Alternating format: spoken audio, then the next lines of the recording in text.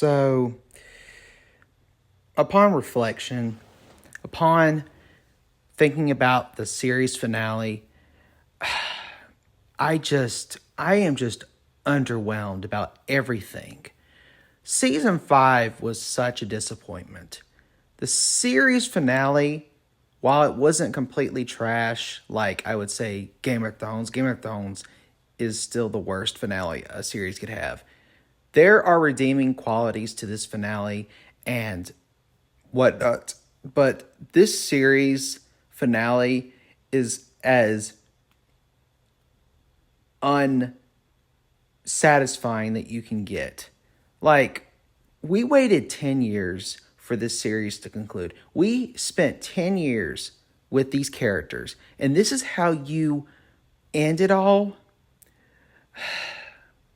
I don't understand why the Duffer Brothers just winged it with this season. They spent no time focusing on the plot. They didn't give extra time to important things like Vecna's backstory and the final battle, everything going on with each of the characters, adding a bunch of unnecessary characters that do not make sense for the story. Linda Hamilton's character was a waste. Why was she in this show? Her character was terrible. It was just unnecessary for her to be in this show. She wasn't a character. She was just another obstacle. And again, they waste time on stuff that doesn't matter, okay? We did not need to waste time on the insignificance of Will's coming out scene. Like, we already knew that he was gay, and there's no problem with him being gay. But the world is at stake, and you spend 15 minutes on the character saying he's homosexual when I'm pretty sure his friends all knew.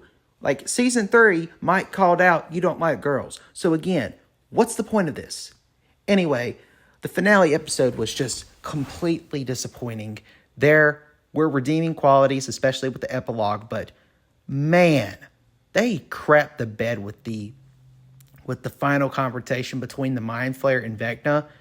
The whole backstory of Vecna being used by the Mind Flayer, it was a compelling thing, and they just don't develop it at all. And on the one hand, I respect them for not redeeming Henry, because the idea is that not everyone can overcome darkness is a good message. Some of the best villains do not get redemption arcs, even if they have depth to them. I would honestly say that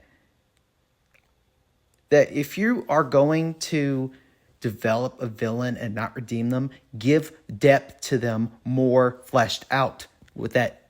Again, you need to give that depth and not just say, "Oh, he's got depth." No, delve into the relationship between the Mind Flayer and Vecna. And you just having all the answers be in the stage play, the first shadow play, regardless if you've seen it or not, the fact that that show has all this vital information and you don't put it in the main show, it's like, this is the same problem with any franchise. You are just forcing extra content for you to force people to get the substance they need for the other thing. It's the problem with Hollywood. The problem with entertainment is franchises becoming too big, and they just feel like they need to not put everything into a concise single thing, and they have to spin it off and everything like that. Like, as someone who enjoyed the first Shadow stage play, what was the point of the play if barely its events mattered? Where was any reference to Patty Newby? Yeah, apparently anyone who has seen the stage play, Patty Newby was a vital character that was tied to Henry, and she was nowhere to be found. They teased her in the first volume of season 5 in the memory of Henry's backstory in high school. She's like seen on a poster somewhere, but she is nowhere to be found. There's no extra depth to the backstory other than, oh, Henry finds the suitcase. kills the scientist in the cave, opens it up, and gets possessed by the mind flayer. Like, I'm sorry, but you wasted all this time on everything else and you don't develop the villain. Like, what was the point of it all? And, like, again, on the one hand, I respect that they didn't redeem him. Like, not every villain deserves a redemption arc. But if you're going to say that Vecna was a victim of the Mind Flayer, then go into that more and show the inner conflict. Don't just tell us, oh, he's conflicted. No, actually show that he is still a human who feels regretful of some of the evil things that he has done. But no, he's just like, oh, we are one. Like, shut the F up with that bull crap. That is just very cringe writing there. There's so much cringe writing. I can go into other details.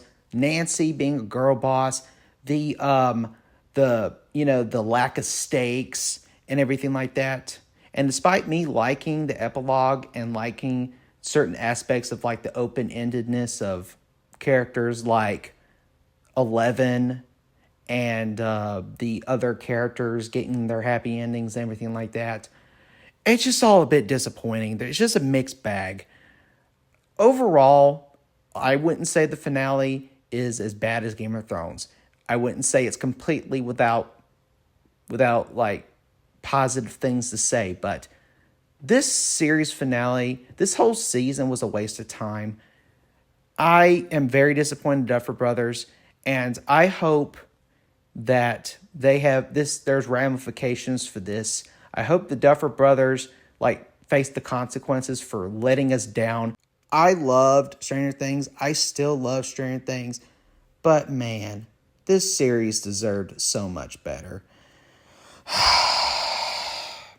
Tell me your thoughts in the comments. I'll talk to you later. Bye.